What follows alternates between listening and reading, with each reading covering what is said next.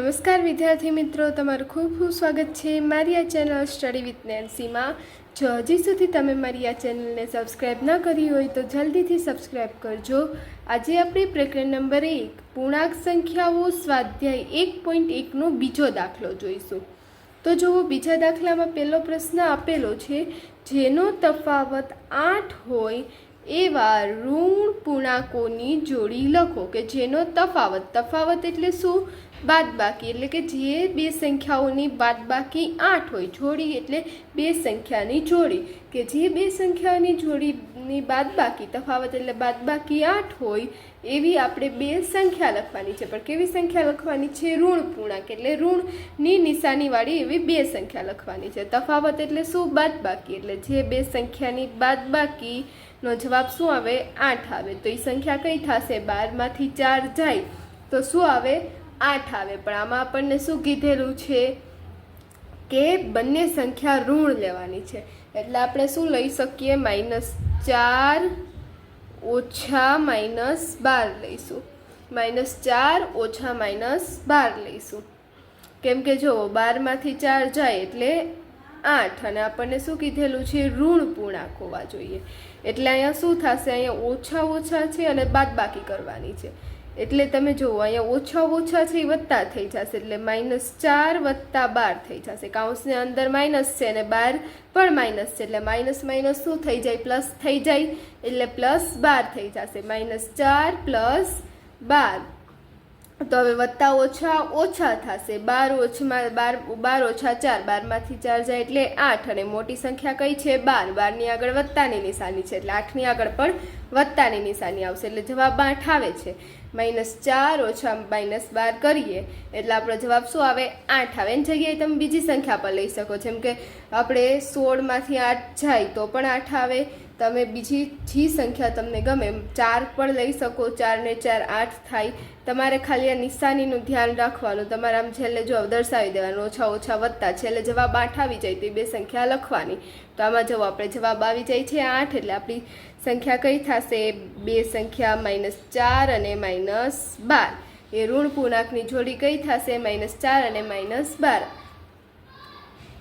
હવે જો એવી જ રીતે બીજો દાખલો આપેલો છે કે જેનો સરવાળો -5 હોય એવા ઋણ પૂર્ણાંક અને ધન પૂર્ણાંક લખો.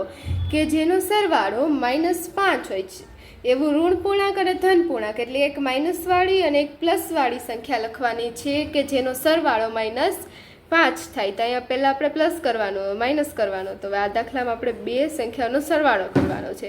એનો જવાબ શું આવે? -5 આવે. તો આપણે જોવો, 7માંથી 2 જાય એટલે 5 આવે. 3 ને 2 પણ 5 થાય. તમે કઈ સંખ્યા લો એના ઉપર આધારિત. પણ આપણે -5 લેવું છે તો આપણે 7માંથી 2 જાય તો -5 આવે. તો આપણે અહીંયા શું કરશું? -7 લખશું અને આગળ શું લખશું? 2 લખશું. 2 + -7 એટલે વત્તા ઓછા ઓછા થઈ જશે અને બાદબાકી થઈ જશે.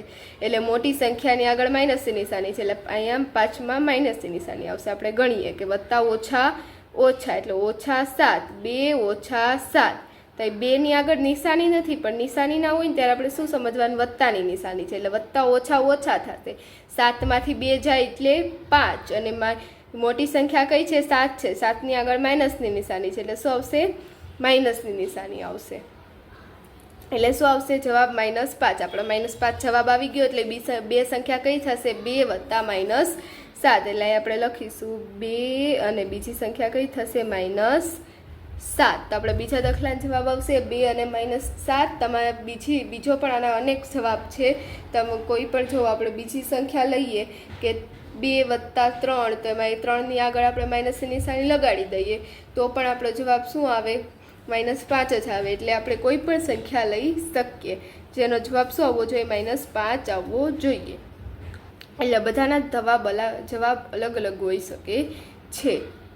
હવે જોવો, એવી જ રીતે ત્રીજો દાખલો આપેલો છે કે જેનો તફાવત -3 હોય એવા ઋણ પૂર્ણાંક અને ધન પૂર્ણાંક લખો. કે જેની બાદબાકી -3 આવે એવા આપણે ઋણ પૂર્ણાંક અને ધન પૂર્ણાંક લખવાના છે. એક ઋણ પૂર્ણાંક લખવાનો અને એક ધન પૂર્ણાંક લખવાનો. અને શું આ વખતે? બાદબાકી તફાવત એટલે બાદબાકી કરવાની છે. એટલે માઇનસ અહીંયા 1 ને 2 કેટલા થશે? 3 થશે. એટલે આપણે એમ આગળ લખીએ -3 1 માઇનસ, હવે અહીંયા આપણે 1 ધન પૂર્ણાંક લખીએ એટલે 2 થઈ જશે. તો હવે આને આપણે 1 ઓછા, અહીંયા કાઉન્સ ખોલી દઈએ એટલે -2 -1 અને -2. હવે ઓછા ઓછા શું થઈ જશે? વત્તા થઈ જશે, માઇનસ માઇનસ પ્લસ, એટલે 1 ને 2 કેટલા થાય? 3, અને મોટી સંખ્યા 2 ની આગળ માઇનસની નિશાની છે એટલે જવાબ શું આવશે? -3. તો ત્રીજા દાખલામાં જવાબ આપણે જોઈએ તો બે સંખ્યાની જોડી કઈ થશે કે -1 અને 2. તો ઋણ પૂર્ણાંકમાં -1 આવશે અને ધન પૂર્ણાંકમાં 2 આવશે. એનો તફાવત શું થાય? -3 થાય. તો ત્રીજા દાખલાનો જવાબ આવશે -1 અને -1 અને 2. તો અહીં આપણો પ્રશ્ન નંબર 2 પૂર્ણ થાય છે. જો તમને વિડીયો પસંદ આવ્યો હોય તો લાઈક શેર સબસ્ક્રાઈબ કરજો. Thanks for watching.